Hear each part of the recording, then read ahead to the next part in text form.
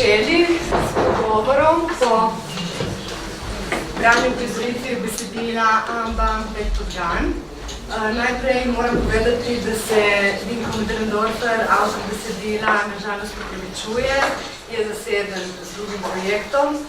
Z veseljem pa pozdravljam moji gosti, Martino Mrkar, dramaturginjo iz SNG Nova Gorica in Tatjano Ažman, dramaturginjo iz SNG Opera in Balet Ljubljana. Torej, Vinko Möderndorfer je svojo igro označil kot dramski zapisnik z mnogimi istimi in različnimi ljudmi. Najbrž se je zaradi tega tudi odločil, da ne uporabi neke klasične dramske strukture in replike začenja s poimenovanjem oseb, kaj mislite in zakaj takšno odločitev. Martina. Jaz moram reči, da ko sem brala dramsko besedilo, nisem imela to formo kakoli težav, ker se mi zdi, da je dialog tako izpisan, da takoj veš, mislim, da so prizori tako izpisani, da se tako postavi, kdo je kdo v prizoru. In sploh se mi zdi, da v formalnem smislu, mogoče na prvi pogled, je drama nenavadna, sicer pa zelo jasno se mi zdi, da zasleduje pravzaprav temeljna pravila, ki veljajo za dramsko pisanje, postavlja pa neverjetno napetost v vsakem prizoru in zelo vleče bralca naprej, tako je tako prezadene ta zgodba in hkrati tako izpisano, da kar ne moreš na teksta spustiti.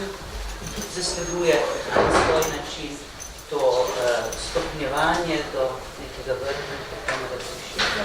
Tako da v tem smislu ne vidim, da bi pravzaprav bila to neka posebna dramska forma, razen da na prvi pogled niso izpisane osebe. Zdaj, zakaj se pa avtor odločil, da ne izpiše oseb?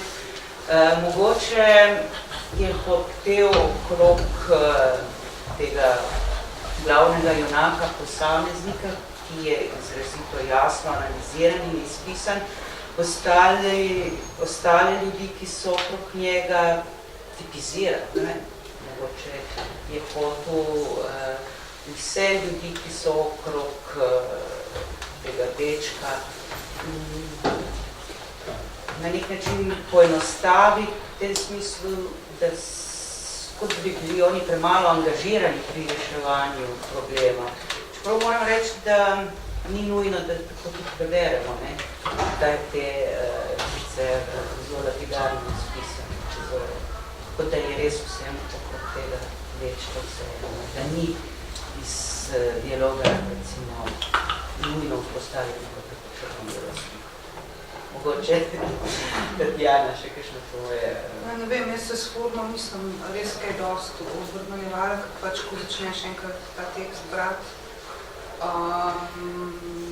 se ti izriše, ja, ta zgodba skozi te dialoge, prizor za prizorom, problem iz problema v problema, ne. Tako, če to v bistvu res nisem razmišljala, zakaj, ker sam tekst koncev, tisto, kar smo v prejšnji epizodi naši, na primeru prejšnjega besedila rekli, da to v bistvu še zmeri je nek realističen tekst. Mislim, dialogi so pač normalni, bi človek rekel. Ni nobenega posebnega razloga, da bi zdaj ne bilo imena, problematis personi izpisanih in tako. Je pa res to, kar Martina rekla,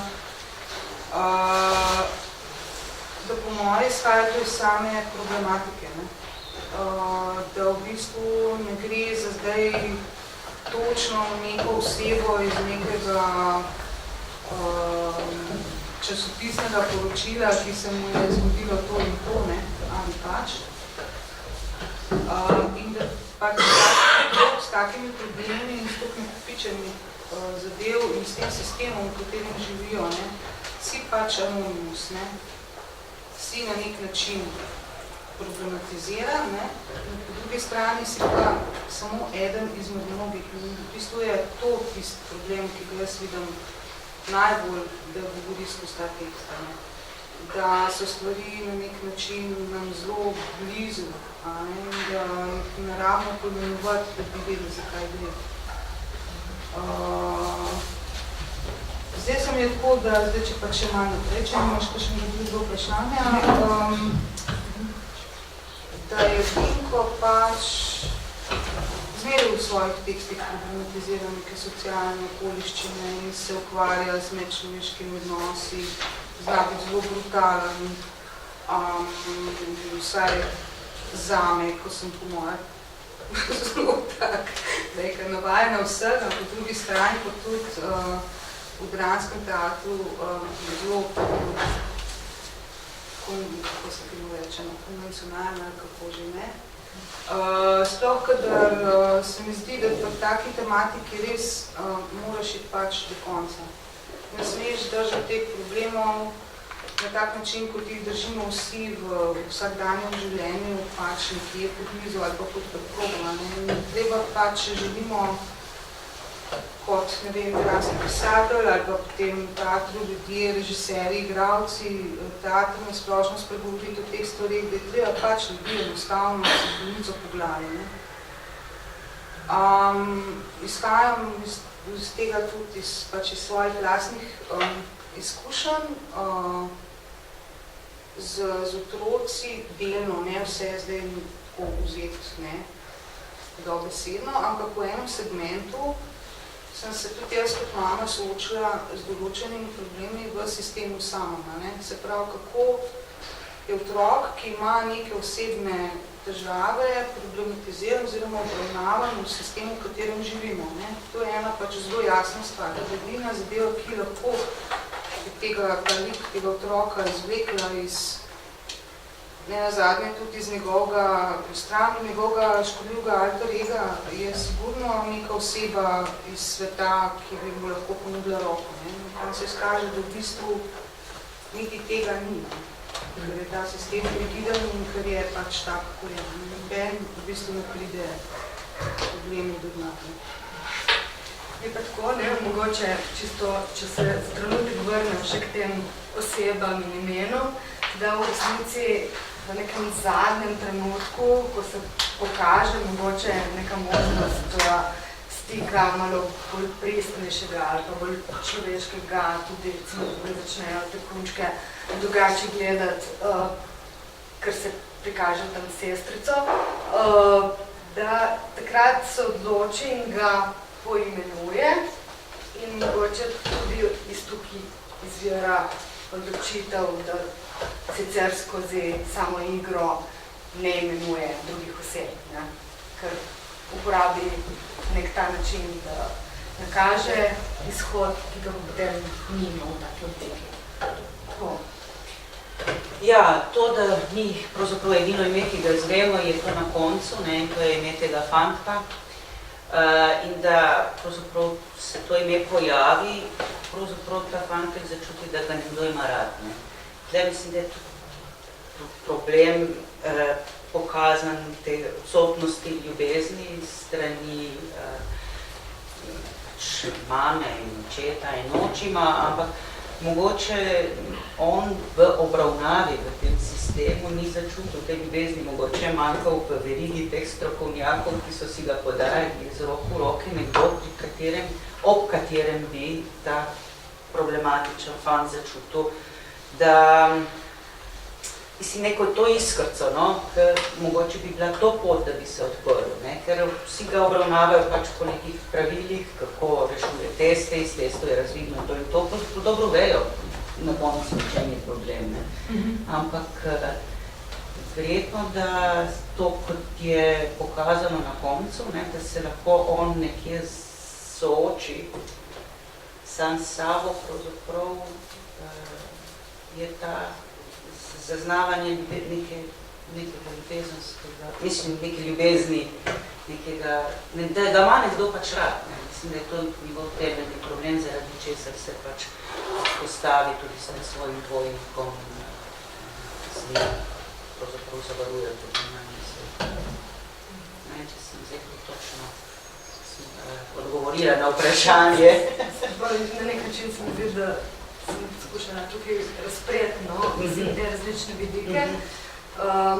Je pa res, tudi, recimo, te neke, mislim, da prižene do nekih skrajnih prikazov sam avtor značilno za njegovo siceršnje pisanje. Se mi zdi, da recimo velikokrat gre do nekih skrajnosti ravno, da poudari še toliko bolj neke te brezizhodne položaje. Mislim, situacija, s katero se srečamo v tem dramskem tekstu, je res zelo pretresljiva, zelo boleča. Mislim, zavedamo se verjetno, da je zelo težko se spopadati s temi težavami, ko so pač prikrivane in da tudi, ko se jih razkriva, so boleče.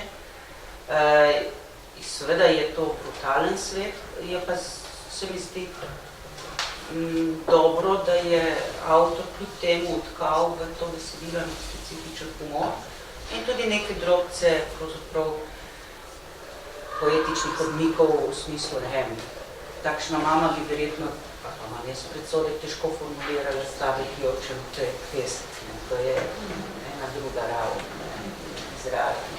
To da ne gre samo za neko res strogo realistično besedilo, ampak je nadgrajeno, oplemeniteno in zaradi tega mislim, da je to bolj zanimivo, bogato.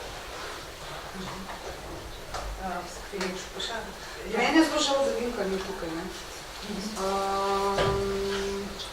Zato, ker se mi zdi tako, zdaj, če pa gledamo celo strukturo, ne, pa v bistvu ritem samega teksta, pa to, kar sem rekla, da koliko enih vsebin različnih in problemov segmentira znotraj njega, ne. Sej že samo z zlorabo je dovolj materijala, da se poukvarjaš, ne. Potem je tukaj še razpadla družina, pa je zloraba hišnika, pa je tale pedagoška delavka v šoli, ki ne ve, kaj bi točno, pa je kriminalist, pa je potem očin, pa so potem sošolci. Tako da v bistvu za en svet enega mladega človeka, ko meni se zdi, da v bistvu za 9-letnega, kot ga Vinko pač piše, da sem že za marsikaj slišala, tako mislim, malenkost mi mogoče manjkali te res, kako se temu reče, čistosti enega 9-letnega otroka, ker ta 9-letni otrok tukaj pred nami je prikleto zrel. Tako da tukaj me ta mogoče malo, zato sem imela pač to vprašanje popravljeno zanj. Tudi vprašanje je, kako recimo gleda naša generacija, pa še starejši, ko mi že smo starejši, ampak kako recimo mlajša generacija gledaliških ustvarjalcev, igralcev, pa tudi gledalcev ne nazadnje, gleda na te stvari oziroma na kakšen način procesira takšne probleme. Kaj je njim v bistvu v prvi vrsti največji problem. In potem se tam našemo Vinkova začne pripeljiti. V tih kratkih pasažah tle ta branja je bilo zelo zanimivo mi posrečeno izbran način povezovanja z glasbo, ki se mi zdi, da so zelo fino ujeli ta ritem tega teksta in teh kratkih pasaž in ta problem. Tako da Vinko v bistvu v tem tekstu ustvarja tudi en, pač jaz sem zdaj večino svojega profesionalnega življenja v glasbenem teatru, ampak se mi zdi, da pač to zvočno sliko vse skupaj pogledaš, da ta ritem dobi, kot da ima recimo ritem glasbe, če bi zdaj rekla. Vinko pa itak tudi je na nek način za na nogo v glasbenem teatru, tako da ta tempo replik, pa tako že vizualni, če bi rekel, da to je pa libreto. Tako in potem do konca pač pripelje do te svetle točke, jaz tudi, ko sem brala cel tekst, ko prija na koncu do teh otrok, ja pa mi končno nekdo ponudi ljubezen, pa se bo zdaj ti igral z nami, in potem ta šok na koncu se pa človek vpraša v bistvu, kaj zdaj želi s tem povedati. Ne?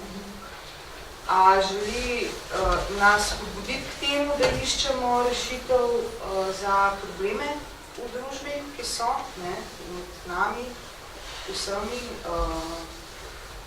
ali se išče načine, kako upozoriti na težave, na zlorabo, na situacijo, ki doživljajo otroci danes v tej družbi, ali želi v bistvu reči, da mogoče smo pa že tako predaleč, kot na splošno vseh stvareh globalno, da je korak nazaj praktično nemogoče.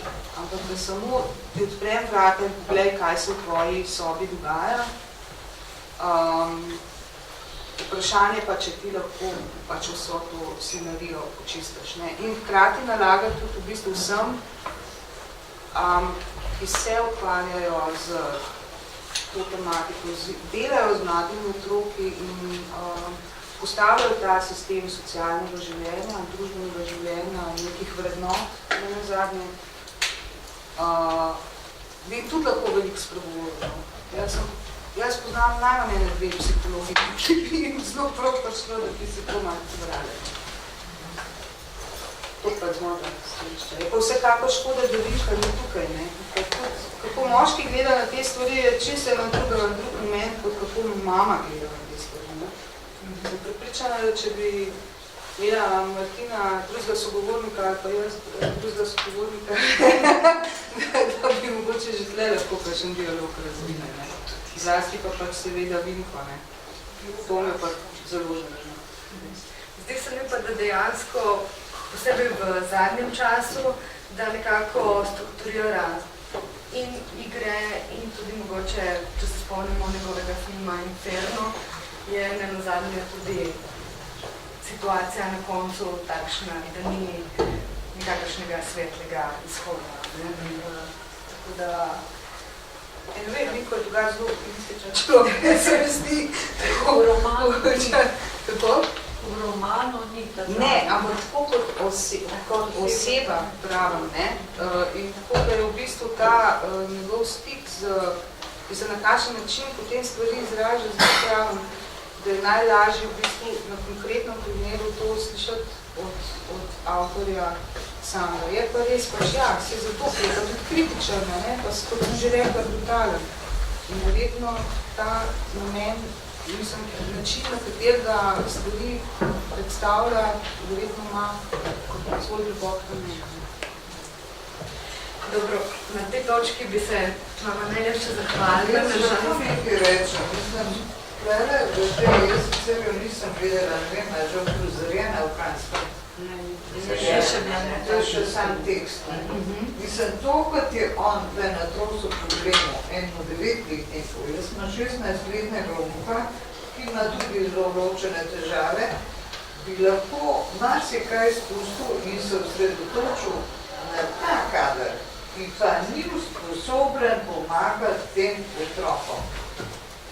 Tukaj preveč, sem tudi Inferno gledala, pa me še marsikaj druga, ampak tukaj je pa vse na trosu. Od pedofilstva do razcepljene osebnosti, mislim, to je pa malo prehuda. Ne dotakne se pa ravno teh socialnih delavcev in psihologov in psihiatrov. Tle pa nihče nikoli nič ne kritizira. Ta sistem, vam povem, jaz izkušnja mojega vnuka, ne funkcionira. In nihče nima posluha za nekega takega otroka, kot je bil on, ki se je zatekal, imel je še svoj drugi jaz, zato da je lahko sploh vozil. Moj vnuk tudi praktično ne komunicira z nobenim v šoli. Ni ne pretepač, ne nič slabega, samo nihče mu ne zna pomagati. Samo približa tudi najemnik. To je tako tragično in ta aspekt bi lahko nekdo razdelil, kakorkoli že. To niso ljudje, ki so alfa in omega, in tudi ne obvladajo vsega. In tukaj so tudi pomembni stiki s starimi starši. Te 3 generacijske družine, to je premalo poudarjeno, imajo marsikateri ima srečo, da ima še stare starše, da se ima komu zateč in tako da več stvari. Planem je to res groza. Jaz sigurno ne bom šla gledati, vse sorte gledam, ker je teh problemov jaz že imam doma, hude probleme in države. To sem rekla, da je to kot ena ponorela lokomotiva. Ja, no, ja, vsega na način. teh vagonih pač, Ja. jaz to tako doživljam, ne, vse to in seveda bi pa Vinko najbolj znal povedati, zakaj Ja, sem pa za to, to ja. lokomotivo znal, mislim, želel, oziroma se je zanj odločil, sigurno pa z nekim namenom, ne. V kakšnem drugem tekstu pa mogoče kakšen od teh malo razdelov, kar si pa seveda vsi želimo, ne.